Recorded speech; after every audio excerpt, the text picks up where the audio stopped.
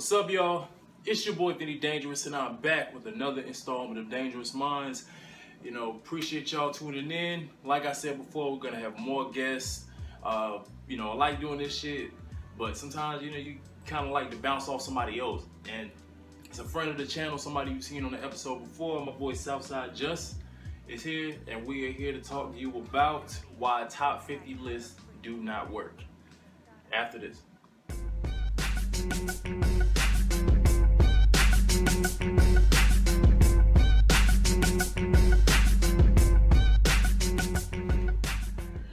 Alright, yo, first of all, let me dap you up because we forgot to do it at the intro and shit. Damn, yo, I really thought you were just trying to say what's up. I didn't know you was dapping me up. But it don't even matter. Alright, so me and my boy was talking about this. First of all, I'm TV Land. Hey, what's up, YouTube? Make sure y'all subscribe, like the video, share that shit. But so me and my boy was talking because we were talking about this conversation started and maybe June. It was like some random podcast put out a list and people went crazy because Joe Budden was number 3 of the top 50 list, and then everybody from Ebro to T.I. to a bunch of just people decided to throw their hat in the ring. And I really couldn't do it personally. I tried, I was bored at work, so I decided, okay, I'm gonna give it a shot. And I just realized, damn, I can't narrow it down to 50 rappers. It's because then you get a list, then all of a sudden you start thinking, I'm like, damn, first time I forgot Buster. Then the second time I forgot Guru. Then I was trying to figure out, where do you place Redman? Where do you place members of the Wu-Tang? Where do you place, members in groups in general, compared to their, or do you put whole groups in there? But this conversation got brought back up because of Gucci Mane decided, to post a list of top 50, was it top 50 or top 10? It was top 50 Atlanta rappers. Yeah, top 50 Atlanta rappers. And it just kind of sparked this whole conversation back up. And even when you do it as a regional thing, it still does not work. Mm-hmm. What's your opinion on it? Bro, everybody gonna be mad, to be honest. Mm-hmm. It don't matter where your ranking is. Somebody is going to take offense to where, their spot is. And I think Gucci had a legitimate beef where he was ranked. It was 13? 13 because of his legacy to Atlanta and what he actually means to Atlanta's dominance on top of hip hop. But man, it's hard, man, because you're gonna do the top 25 rappers from Chicago. There's gonna be somebody. Everybody takes it different. Hip hop is subjective, music is subjective, so all that's gonna differ. So, but I will say that, and we're gonna get into it. My personal beef is with Outkast and how people rank Andre as in comparison to Big Boy. Alright, so if you would, how would you rank, I guess you would, let's say if you had, just throw random numbers out there, what would you put Andre? Because I say Andre is top 5. I may put Big Boy maybe within the top 15. I put it like this. And my personal favorite, Andre is my personal favorite rapper ever. Mm-hmm. Big to me, top 15, top 20 at the least. Top 20 at the least. I may even sneak Big up at 10, but every list I've seen have Big in the 30s. And there's nothing wrong with that. But if you're gonna put somebody like Andre, who he doesn't have a solo record, he was half of a group. If you're gonna put him there, then to disrespect, to me it's disrespectful of Big Boy's place. Even when Dre's admitted that Big is a better rapper than him, that's not the perception. Yeah. Well, in groups are difficult as well, because are you gonna put like Q-Tip? If you think Q-Tip is a top 50 rapper, there's so many, like you said, the Wu-Tang. But it's kind of Dre's the one anomaly because Dre really doesn't have a solo project, not unless you want to say it's the Love Below. But so. And then there's some people who may sound better within a group than they would individually. Because I would say, as even with Big Boy's solo projects have been good, but without Andre there, it just kind of feels like something's been lacking. Like it's all been phenomenal stuff. I'm not saying that those albums are bad, but in reality, like his solo stuff can't touch the Outkast discography by itself. And that's just virtue of just people's feelings towards Outkast and what they've done as a group. Like, I think Q-Tip has phenomenal solo projects, but with the Renaissance and the joint he did in the early 2000s, but they don't touch the classic, the trinity of Tribe sound, but it's all different. Like, I think a lot of people took offense that Ebro didn't have, which I took big offense, he didn't have Scarface in there. Oh man. Who, even though Andre is my personal favorite rapper, I think Scarface is the greatest rapper to come out the South. The greatest MC to ever come from the South. I think he's a better rapper than anybody that come out the South. But like I said, man, all this shit personal. And that's the thing. It's like, just like you said, it's subjective. Because really, what's the criteria? Like, it's, people will say, well, it's impact, it'll be sales. Some people, when they put together their top 50 list, don't even bring in the lyrics. And lyricism is like one of the, if not the most important, one of the most important aspects of being a rapper and being a top rapper. Because if it's about that, a lot of these lists that publication posted, a lot of folks don't have KRS-One in there. They don't have KRS-One. I remember, like I said, I forgot somebody's, like, we were talking, I forgot somebody as influential as Guru or Busta originally when I was putting my list together. That's a big mistake. Just certain omissions that just can't, like on one end, it's like you say, these people can't be off your list. But then they're like, well, what do the new cats fit in? Like, so whether it's somebody like Cole or Kendrick or Crid or Big Sean or somebody like that, where do they fit in that category? Because some people say, well, they haven't been around long enough. Right. But if they're the little bit of body work that they've had, because people are putting out music more frequently nowadays. So where do you include? I mean, cut y'all, but also you include like newer artists. Where do you include mixtapes? Because Kendrick is 3 studio albums deep, and shit, he got, or you can say 4, but he got countless mixtapes. You got, Black Panther compilation. Cole got, I think, 5 studio albums, but he still got Friday Night Lights, Warm Up, come on, the Truly Yours series, all of that. Like, you gotta, like with Wayne, you can't tell Wayne's career without mentioning the mixtape. You can't mention somebody like Fabulous without mentioning the mixtape. So mixtapes to me play a big part of it. The criteria, the goalposts move, and the reality is all these lists do is get people talking like we doing now with this podcast. So niggas. So I appreciate the content, y'all. Niggas be talking, and I think the big part is, like you said, a group like Wu-Tang. Like, how do you separate that? Because all it really is just talk about the big 3, which is Method, Ghost, and Raekwon. I mean, it's like, so like people like Capadonna and You Guys, Expect the Dead, ODB. Like ODB, they're not put in there for a lot of people. So where do you rank? Like, to me, I do think there should be a separation of groups, solo acts. I think there should be, the criteria should be, if people gonna do it right, there should be a set list of, because to me, sales do matter. And to me, the reason why sales do matter is because they equate the popularity of an artist. Because people bring that into account with Jay. Yeah, Jay's lyricism, but Jay has sold a shit ton of records. Like, some of the biggest artists, even now in this generation, they still sell records. Like, it's not like... But that's the thing. It's because with me, I can't put sales into that conversation. Right. Because...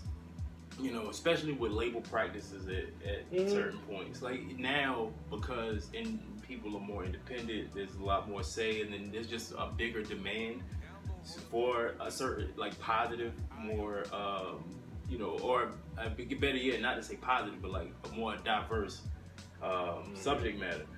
Before, because of payola and radio, because the magazine covers, and before the internet, it was just magazines, music videos, so placements on BET or MTV.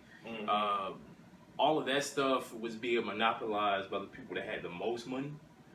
So it'll be some of the dopest MCs, like people like Rod Digger and Jean Grey and Talib Kweli and Mos Def. Like, they come to mind as people who I feel like didn't get a lot of the love that they could have gotten to get those kind of sales, because at that time period, people were not looking for the music that they were making, or better yet, the labels were not marketing the music that they were making. They didn't have the budget. I mean, people talk shit about Budden and his placement on the list. I wouldn't put him in top 3. He's a great rapper, though. He's a great rapper with a great body of work. Great lyricist. And like, the Mood Music, the series alone is like, can be put up there with a lot of cats' discographies. Can be considered classics in the underground sense, but people would not take him seriously because he did not have the sales. And I think lyrically, he's better than a lot of top-selling of all time hip hop artists. Like, one of the things we were talking about was, what would disqualify a rapper from being at the top, being in this conversation. Because I was thinking about Drake, and honestly, even if you didn't disqualify him, it would be hard to like not dock him some points, because he's had an impact and he has some great music out there. But I mean, critically speaking, he's never had a classic album. He's had a lot of hits. He's had a phenomenal run at the top. That, I mean, really, he's still kind of like on top of everybody when it comes to people as far as like who's top guys, consistently going.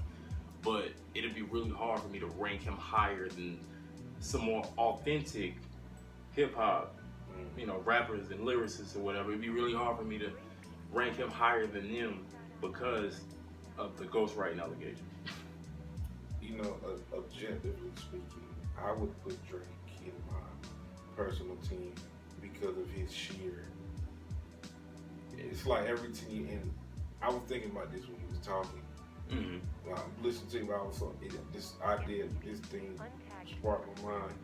If you think about it, when rap was, and it's like a deeper subject, when rap was like commercialized and monetized, and if you think about some of the great albums that we've had, the Illmatics of the world, and all this and that and the third, it's when hip hop was still like, even when KRS and Rakim, even going back then, like hip hop was still niche. It wasn't this popular genre of music. It was still something that was considered a fad. And then you would probably say, starting with probably NWA and their controversy made rap this table time topic. And then with the Chronic, it kind of crossed over into, this is crossing over into homes, and a lot of white kids listening to it now. Oh shit. So as the genre builds and grows, naturally a lot of what people might consider inauthentic hip hop, because there might be a backpack dude who got Doom as their #1 MC ever, and I wouldn't argue with that, because Doom is phenomenal. He got classics. It's not like, but I also look at it like, how popular is Doom? Because there is a disparity between mainstream rap and underground rap. There is a disparity. And that's a name that a lot of people didn't have on their list. I didn't see a lot of, I can't remember one list that, out of all the lists people putting together for top 50 rappers, I ain't seen no MF Doom on there. Like underground cats is, swear up and down. And I love this dude, LP. Is one of the greatest rappers ever. Oh, you talking about the one with Run the Juice? Yeah. But he was in a group. I don't know if you ever heard of Company Flow. Oh yeah, I heard that. LP was an amazing amazing lyricist. Mm-hmm. But it's kind of like, you know, and some of his solo work is very highly regarded. It's kind of also like people don't. Like I've seen lists with 50 in there. Nah, I wouldn't put 50 in my top 50. I mean, he had a hell of a run. And it comes down to what do you consider? What is the criteria for your top 50 list, man? And I tried to think about it. Then I saw a tweet by Schoolboy Q that made a lot of sense. Where he was like, "If you got a 48's favorite rapper," he was like, "You a fucking weirdo." And I understood that because that takes a lot of meticulous effort to like, I'm gonna jot down 50. Like I told you earlier, bro, sometimes I can't get past 10 necessarily. And then like you said, you got to factor in, like this generation is different. You know, the generation that's been kind of led by Drake, Cole, and Kendrick. Then you got, you know what I'm saying, you still got, and it's like, where do you put Kanye? Because Kanye's impact can't be understated. Shoot, I mean, when you think about it like that, era-wise, it's really hard to, I mean, how would you put somebody like Kool Moe Dee next to Kendrick Lamar? Or how would you put Busy B next to somebody like Drake or whatever? Like, it'd be really hard to kind of, because that was a different time, you know, the flow patterns were different, it was just the way people looked at hip-hop, the way people, you know, associated hip-hop with a certain style, a certain decade. It's really hard for them to really, I mean, it'd be really hard to play somebody that's never heard that stuff before, to play somebody something from, you know, Grandmaster Flash and the Furious Five. It'd be really hard for me to play that for some people that's not really going. And you know, everything is different. Two good case studies to me is LL and Snoop. Like, look how long they've been. Like LL for a good example. LL probably had a 30-year run in hip hop, which is kind of like, I mean, that's really like the longest run. That's got to really, you probably say from 85 to 2002, LL was really a prominent figure. He was, you know, once the prominent figure, and then he became a prominent figure in hip hop. Like stuff like that with Jay now, and Jay was from 96 to, what's it been, like 20 plus years, but you look at like Snoop been relevant since 1993 and he's still dropping music. But then which, I mean, he did drop an album this year, which I thought was pretty solid, like especially like one of the best hip hop records like I've heard. But then again, when you said about Drake, Snoop had an album where he actually had people write the rhymes for him as an affront to get their pen together. But then again, hip hop changed to a point where it became more melody driven. A lot of people, you know, lyrics kind of took a back seat to what was popular in a lot of people's eyes. And I think the best example, Kevin Durant was on Hot 97 the other day. And so Ebro was like, yo, we're gonna play you some jams. And like, he's like, what you wanna hear? He's like, what you listening to? KD pulled out his phone and he was like, he said basically, Freddie Gibbs and Mad Lib. And you know, Rosenberg is like the underground. He's like, good. Ebro was like, I won't play that because you here, but I normally want to play that shit on this show. Yeah. He like, what? And he's basically going like, dog, if you really think about it, nobody wants to hear that. They don't, and I think that is the album of the year so far in my eyes. Yeah. But there's a difficult balance on where you want to put like to me, Lupe is one of the 15 greatest lyricists I've ever heard in my life. I don't see him on nobody. I've seen him on a few. I've seen him on a few of them top 50 lists. He would be like somewhere in the middle, you know, like 25 to 35, somewhere in between there. Which I think he should get more love. I mean, but I would say we are running out of time a little bit. So let me just get your final thoughts. So do you think there would ever be a definitive top 50 list? Like, I feel the same way. I 100% there agree. Would not be a definitive top 50 list. Y'all need to stop with the bullshit. I'm Tired of it now. Cause you know some of y'all got some terrible lists and your opinions suck about hip hop. Y'all niggas is trash. Like overall, big trash. Overall, it's subjective. There's really no way to just narrow that shit down. But we appreciate y'all tuning in. You know, follow my boy. You know, go ahead and give me your social, man. Oh man, on all social media platforms, if you want to find your boy, you know, light skin tan Superman. No, it's at Southside Just. Alright, y'all follow the show at Dangerous Minds YouTube on Instagram. Follow me at Vinnie-Dangerous on all socials. And until next time, I'll see y'all soon. Much love. Peace.